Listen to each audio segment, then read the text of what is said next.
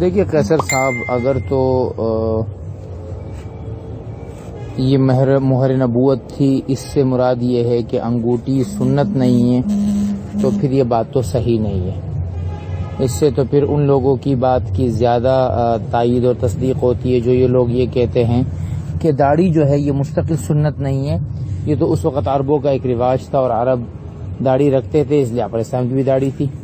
پگڑی ایک مستقل سنت نہیں ہے، اس زمانے میں لوگوں کی پگڑیاں ہوا کرتی تھی، اس لیے آپ علیہ السلام کی بھی تھی۔ لیکن آپ علیہ السلام نے جس عمل کو کیا امت کے لیے، اس عمل کو کرنے میں آپ کی اتباع کی وجہ سے اجر و ثواب ضرور ہے۔ لہٰذا ہم اگر کوئی عمل کرتے ہیں اور اس میں ہمارا مقصود یہ ہوتا ہے کہ ہم آپ علیہ السلام کی اتباع کرنا چاہتے ہیں، تو ضرور اس میں ہمیں اجر بھی ملے گا، اور اس میں سنت کا جو ہے وہ کی نیت سے کرنے کی اجازت بھی ہے۔ اور جو واقعہ آپ نے بیان کیا کہ عثمان رضی اللہ عنہ سے انگوٹھی کھو گئی تھی، تو یہ بات صحیح ہے۔